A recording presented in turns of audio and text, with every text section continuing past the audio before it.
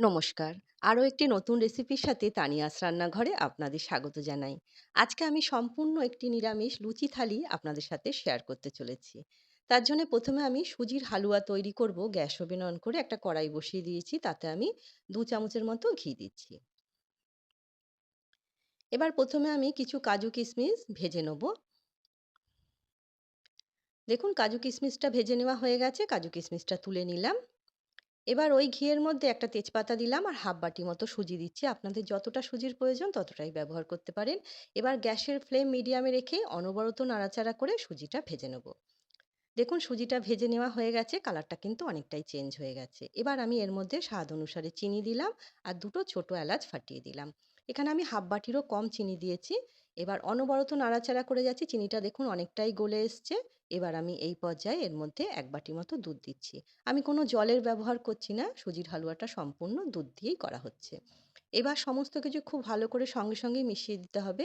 আর দেখুন সুজিটা অনেকটাই সেদ্ধ হয়ে এসছে। এবার অনবরত নাড়াচাড়া করে কিন্তু সুজিটা আমি শুকিয়ে নেব।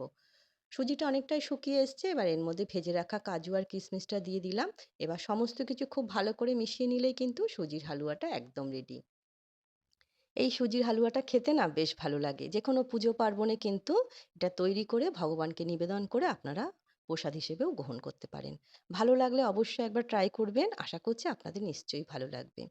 একটা পনিরের তরকারি করব, তার জন্য একটা মিক্সিং জারের মধ্যে ১ চামচের মতো নিলাম পোস্ত আর কিছু কাজু বাদাম। প্রথমে একটু ঘুরিয়ে নিচ্ছি, না হলে কিন্তু বেটে নেওয়ার সমস্যা হতে পারে। কয়েক টুকরো আদা দিলাম, কয়েকটা কাঁচা লঙ্কা আর দুটো টমেটো দিয়ে সামান্য একটুখানি জল দিয়ে একটা পেস্ট তৈরি করে নিলাম। এদিকে দেখুন পনির আমি এইভাবে কেটে নিয়েছি। এর মধ্যে সামান্য একটুখানি নুন আর একটু লঙ্কার গুঁড়ো দিয়ে ম্যারিনেট করে নিচ্ছি। তাহলে কি হবে, পনিরের ভেতর বেশ নুনটা ঢুকবে আর খেতে কিন্তু তাহলে বেশ ভালো লাগে। ওদিকে গ্যাস ওভেন অন করে আমি কড়াইয়ে তেল গরম বসিয়ে দিয়েছিলাম। রিফাইন অয়েল বেশ ভালো মতো গরম হয়ে গেছে। পনিরগুলো দিয়ে দিচ্ছি ভাজার জন্যে। এই রেসিপিটাতে কিন্তু তেল একটুখানি বেশি হলে খেতে বেশ ভালো লাগে। দেখুন পনিরগুলো ভেজে নেওয়া হয়ে গেছে। এবার আমি পনিরগুলো তুলে নিচ্ছি। পনিরগুলো তুলে নিলাম। ওই তেলের মধ্যেই গোটা গরম মসলা দিলাম আর কিছু আমি ক্যাপসিকাম কেটে রেখেছিলাম সেটা দিলাম। বেশিক্ষণ ভাজবো না, খানিকক্ষণ একটুখানি ভেজে নিয়ে বেটে রাখা মশলাটা দিচ্ছি। দিয়ে সঙ্গে সঙ্গে কিন্তু সমস্ত কিছু মিশিয়ে দিতে হবে। এর মধ্যে পোস্ত কাজু বাদাম আছে, ফ্রাই প্যানে লেগে যেতে পারে, সেদিকে খেয়াল রাখতে হবে। মিক্সিং জারে জল দিয়ে সেই জলটাও দিলাম। এবার আমি ২ চামচের মতো ফ্যাটানো টক দই দিলাম। দিয়ে সমস্ত কিছু খুব ভালো করে মিশিয়ে গ্যাসের ফ্লেম মিডিয়ামে রেখেই রান্নাটা করছি। স্বাদ অনুসারে নুন দিলাম, সামান্য একটু ভাজা জিরের গুঁড়ো আর ভাজা ধনের গুঁড়ো আর পরিমাণ মতো চিনি দিলাম। দিয়ে বেশ ভালো করে কষিয়ে নিয়েছি। দেখুন কষানো থেকে তেল ছাড়তে শুরু করেছে। এই পর্যায়ে আমি ভেজে রাখা পনিরটা দিচ্ছি। এবার সমস্ত কিছু খুব ভালো করে মিশিয়ে একটু রান্নাটা হতে দেবো। রান্নাটা প্রায় হয়ে এসছে। নামানোর আগে একটুখানি গরম মশলা আর দেবো একটু কাসুরি মেথি। এই রেসিপিটা না অসম্ভব সুন্দর একটা রেসিপি। আপনারা অবশ্যই একবার ট্রাই করে দেখতে পারেন। আশা করছি আপনাদের নিশ্চয়ই ভালো লাগবে। এবার আমি ময়দা মাখবো। এখানে আমি ২ বাটি মতো ময়দা নিচ্ছি। অনেকেই প্রশ্ন করেন আপনি কি ময়দা ব্যবহার করেন? এটা হচ্ছে গণেশ ময়দা।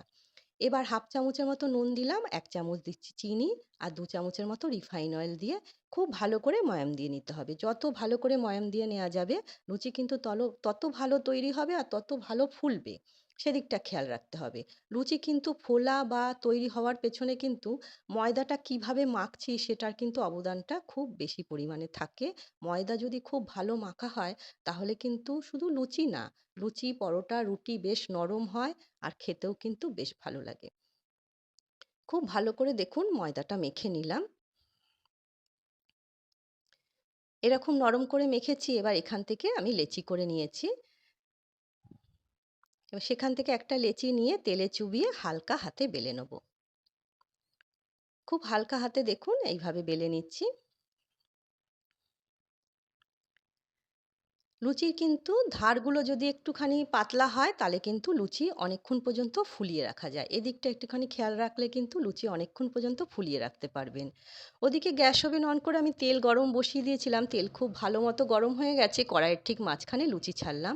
সঙ্গে সঙ্গে একটা ছাঁচি দিয়ে কিন্তু দেখুন আমি হালকা হাতে তুলে দিলাম। তুলে দিলে কি হবে, লুচি খুব তাড়াতাড়ি ফুলে উঠবে, এক পিঠ বেশিক্ষণ তেলের মধ্যে থাকবে না।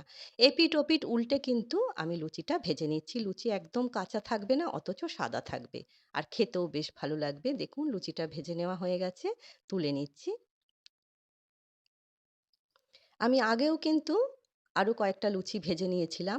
আবারও আমি আরেকটা লুচি কড়াইয়ে ছাড়ছি। ওই একইভাবে কড়াইয়ের ঠিক মাঝখানে লুচি ছাড়লাম। আর একটু ছাঁচি দিয়ে এইভাবে তুলে দিলেই কিন্তু খুব তাড়াতাড়ি লুচিটা ফুলে উঠবে। তেলের মধ্যে এক পিঠ বেশিক্ষণ থাকবে না। তাহলে কিন্তু অবশ্যই লুচি সাদা হবে। আর সাদা লুচি তৈরি করা কিন্তু খুব একটা বেশি কঠিন না। খুব সহজেই কিন্তু এইভাবে সাদা লুচি তৈরি করতে পারবেন। দেখতেও ভালো লাগবে আর খেতে কিন্তু অবশ্যই ভালো লাগে। এবার আমি পরিবেশন করছি, একটা থালার মধ্যে নিয়ে নিলাম ২ টো গরম, গরম ফুলকো লুচি। আরও ২ টো লুচি আমি আরেকটা ডিশের মধ্যে নিয়ে নিচ্ছি। লুচির সাথে খাওয়ার জন্যে বোটা সমেত বেগুন ভেজেছিলাম, সেই বেগুন ভাজা নিচ্ছি। আর যে পনিরের তরকারিটা করেছি সেটা নেবো। এটা কিন্তু অবশ্যই আপনারা একবার ট্রাই করে দেখবেন। এটা রেসিপিটা এতটা সুন্দর না, মানে খুব ভালো। আমার মেয়ে তো বারবার বলছে, "ওটা আর নেই?" ফুরিয়ে যাওয়ার পরও বলছে, "আর নেই?" এতটা ভালো লেগেছে। পনিরের তরকারিটা নিয়ে নিচ্ছি। আর করেছিলাম যে সুজির হালুয়া, সেটা নিচ্ছি। এই সুজির হালুয়াটা কিন্তু কিছুদিন পর্যন্ত ফ্রিজে রেখেও ব্যবহার করতে পারবেন। খেতে কিন্তু বেশ ভালো হয়েছিল। আর একটা রসগোল্লা আর একটা সন্দেশ নিয়েছিলাম। আর ১ গ্লাস জল তো আছেই। আজকের এই লুচি থালির আয়োজন আপনাদের কেমন লাগলো? ছোট্ট একটা কমেন্ট করে অবশ্যই জানাবেন।